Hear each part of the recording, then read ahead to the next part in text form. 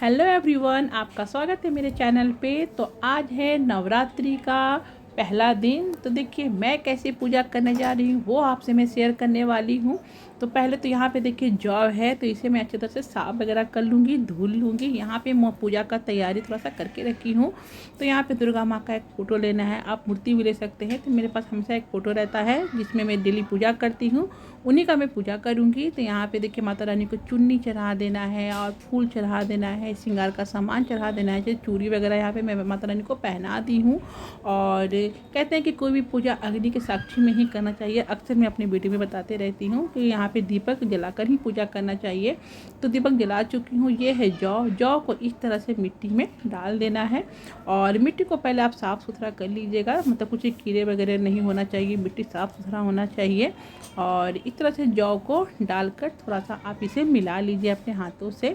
बहुत ही प्यार से जौ को रोकना चाहिए ताकि जौ अच्छा से हरा हरा उग कर आए।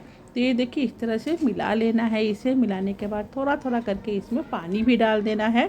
तो देखिए यहाँ पे थोड़ा थोड़ा मैं पानी भी डाल रही हूँ।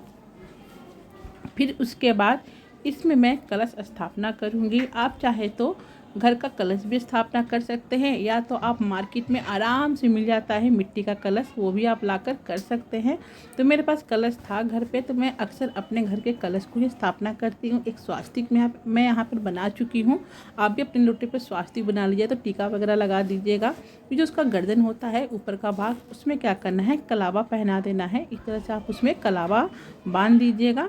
तो ये देखिए कलावा यहाँ पे मैं पहना चुकी हूँ। उसके बाद क्या करना है कि कलश में डालने के लिए जो सामान चाहिए, तो वो सब हो गया आपके पास। लौंग हो गया, 2 जोड़ी में लौंग हो गया, इलायची हो गया, हल्दी का गांठ हो गया, कुछ डब्बे मतलब पैसा ले लीजिए, अक्षत ले लीजिए और कलश में डाल दीजिए।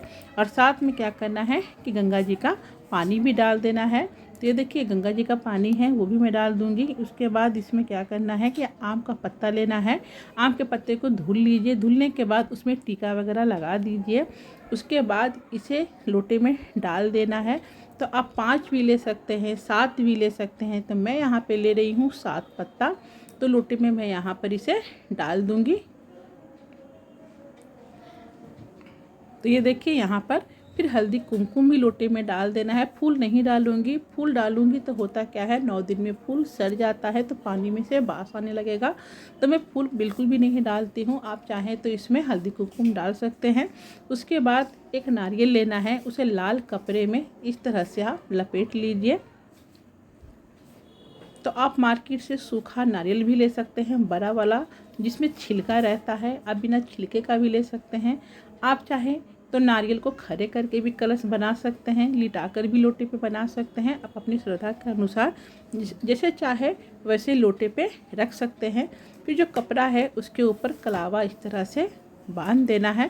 उससे क्या होता है, कपड़ा ठीक ढंग से मतलब बंधा रहेगा। तो ये देखिए इस तरह से बांध लेना है। और जो इसका मुख होता है इसे आप अपने आगे की तरफ रखिएगा, और जो पीछे वाला भाग होता है उसे दुर्गा माँ की तरफ रखना है। तो देखिए इस तरह से यहाँ पे नारियल को रख देना है। फिर उसके बाद क्या करना है, जो श्रृंगार का सामान होता है, चूड़ी, सिंदूर, बिंदी, साथ में आलता हो गया, मेहंदी हो गया, आप चाहें तो साड़ी कपड़ा भी चढ़ा सकते हैं, अष्टमी को भी चढ़ा सकते हैं, तो आज के दिन भी चढ़ा सकते हैं। उसके बाद श्रृंगार का सामान चढ़ाने के बाद एक जलाऊंगी यहाँ पे घी का दीपक, और चावल रखने के बाद यहाँ पे घी का दीपक जला देना है। और साथ में धूप बत्ती भी।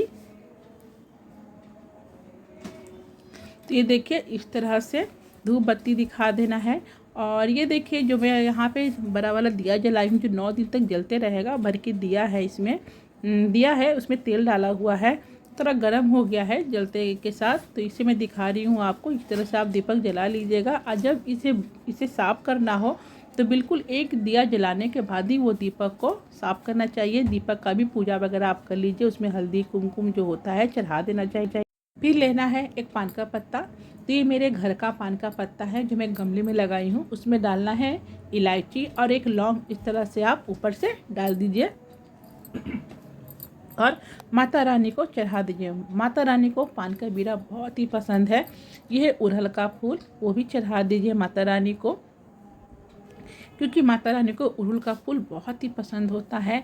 कलश पे भी क्या करना है कि यहाँ पे फूल का माला एक चढ़ा देना है और माता रानी से प्रणाम वगैरह कर लेना है। कुछ पूजा पाठ में गलती हो गई हो तो उसके लिए क्षमा याचना भी कर लेना है। फिर उसके बाद लेना है पाठ का जो किताब होता है, उस पर थोड़ा सा लगाना है हल्दी कुमकुम और थोड़ा सा चावल वगैरह छीट दूंगी यहाँ पे।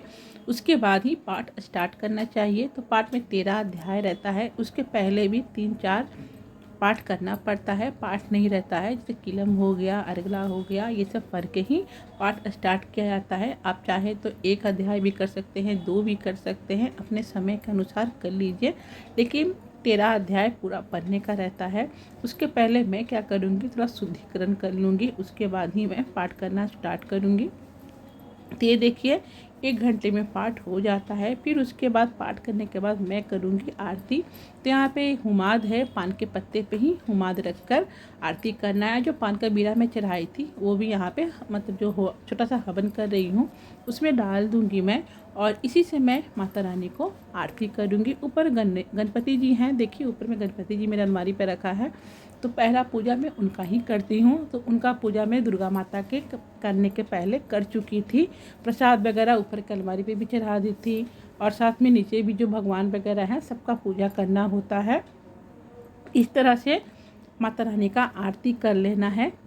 तो बस यहाँ पे आरती हो गया, क्षमा याचना कर लीजिए और क्षमा मांग लीजिए कि माता रानी कुछ भी गलती वगैरह पूजा पाठ में हो गया है तो क्षमा कीजिएगा। अगर आपको मेरा वीडियो अच्छा लगे तो लाइक शेयर सब्सक्राइब जरूर से कीजिएगा। तो ये देखिए मैं अभी पूजा कर चुकी हूँ। तब तक के लिए बाय।